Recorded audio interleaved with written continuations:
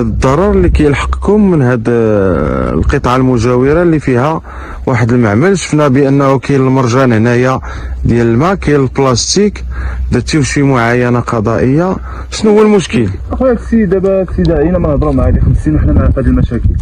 كل عام كنمشيو كنشكيو به وما كيديروا معاه حتى شي حاجه. كيجيو عنده كيسدهم مورا كيمشيو كيجي كيحل داكشي ديالو في الليل، كيطلق البومباس ويخرج لنا هذا الماء هنا. هذه 5 سنوات وهو داير لنا هذا الشيء هذا.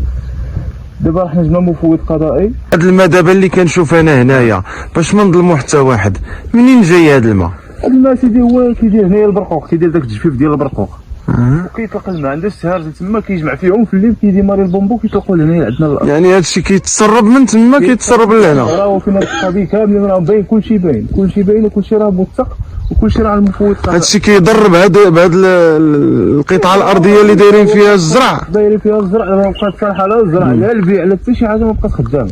دابا هو من ديرها اللي كنطلبوا من السيد العامل اللي يشوف لنا شي حل مع السيد هذا، لان ما بغاش، ما لقينا معاه حتى شي حل، ما وصلنا معاه حتى شي نتيجه. كل عام كيقول لك غادي نصلح غادي نصلح، ما دار حتى شي حاجه.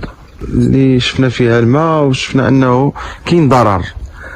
طبعا انا كرئيس جمعيه المجتمع المدني جيت وسمعت لهم، شفت عاينت بنفسي وشفت هذاك وقلت لهم ما يمكنش، قلت له ضروري يكون شي حل.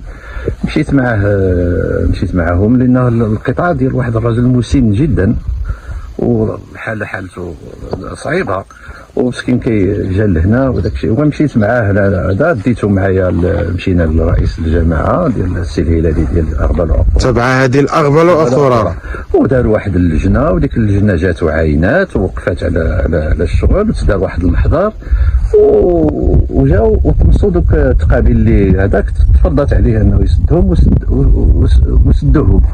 ولكن عاود هاد الفتره هذه جينا عاود جبرنا عاود التقابيل تقبوا، ما بقاوش مشدودين والماء كيتسرب. ودابا انت كتشوف اولا الارض فلاحيين ما بقات صالحه حتى لحاجه.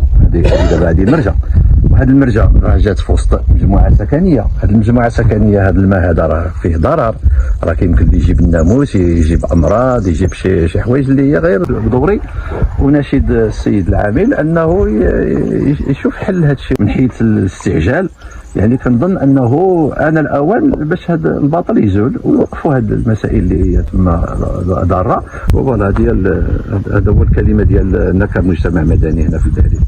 تقرا جمعيه حمايه الموارد الفلاحيه، حنا دينا الطلب ديال هذا السيد وهذا الشيء كنا كنسمع بهذا الشيء، ولكن ما حصلناش. هذا الشيء راه وصل، هذه الكارثه وصلت لهذا. شنو هو المشكل اللي لاحظتوه انتم كرئيس الجمعيه هنايا؟ دابا كرئيس جمعيه حمايه الموارد الفلاحيه هذا بيئيا ما خصوش يكون، لان هذا كيضرب البيئه.